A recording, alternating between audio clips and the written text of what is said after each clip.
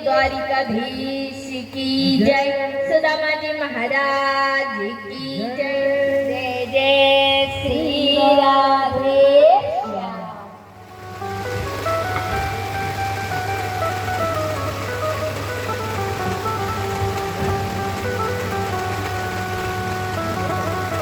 तो महाराज द्वारपालों से जैसे सुदामा जी ने इस प्रकार विनय किए तो द्वारपालों को दया आ गए।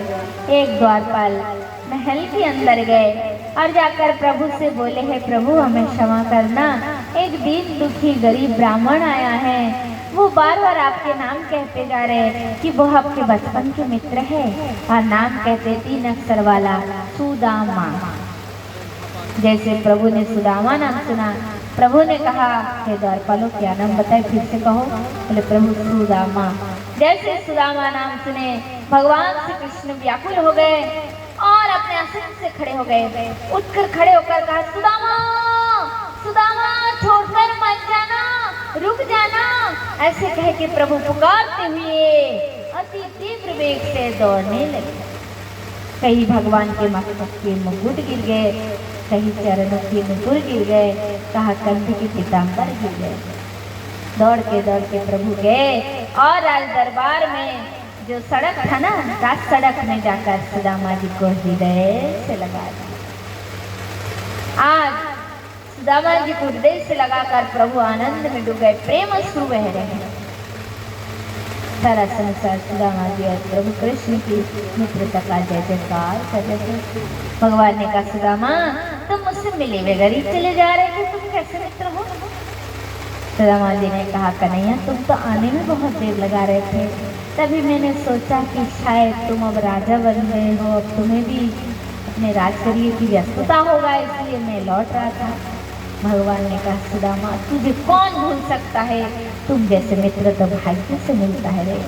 तब सुदामा जी को लेकर हाथ पकड़कर लेकर भगवान श्री कृष्ण अपने रथ में बिठाए और रथ में बिठाकर अपने जो महल के सामने लेकर गए, वहां से महल के अंदर प्रवेश किए और उसी सिंहासन पर लेकर सुदामा जी को बिठा दिए, जिस सिंहासन की और बड़े बड़े देवता तक नजर उठाकर देखने की हिम्मत नहीं कर पाते हैं।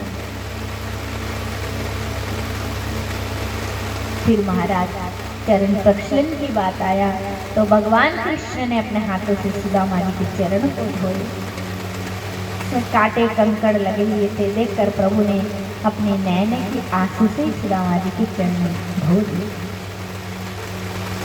देखी सुदामा की दीन दशा, करुणा करे करुणा निधि रोए, पानी परात को हाथ न लगाए, नैनन जल सो पग रोए। देखी सुदामा की दीन दशा, देखी सुदामा की दीन दशा, करुणा करी करुणा निधि रोए, पानी पर तन को हाथ न लगाए, नैनन जल सो पग रोए, पानी पर तन को हाथ न लगाए, नैनन जल सो पग रोए। अपने नैनन के जल से सुदामा जी के चरण धोए। फिर विचार किए, मेरे मित्र इतने दिन बाद आए, रास्ते में कुछ भोजन किए भी होंगे या नहीं। तो पहले सुदामा जी के स्नान की व्यवस्था हुई, विविध प्रकार के अंग के जो मार्जन के लिए वस्तु लाया गया। फिर सुगंधित वस्तु से सुदामा जी स्नान किए, नए धोती पहने और फिर भोजन के लिए व्यवस्था हुई। सुदामा जी कृष्ण के संग मिलकर बैठकर प्रसाद पाए। फिर दोनों मित्र बैठे थे बहुत आनंद मिला। दोनों के दोनों हाथ पकड़े हुए बैठे थे। जिन जिनको सुदामा जी को आपको तंदुल देना है, कोई कोई लाए होंगे, तो सुदामा जी को आप यहीं पे अर्पण कीजिए और इसके मध्य में आप कथा भी सुनते रहिए। सो महाराज श्री सुदामा जी और भगवान कृष्ण गुरुकुल की सब बातें याद करने लगे। किस प्रकार एक साथ गुरुकुल में पढ़ते थे।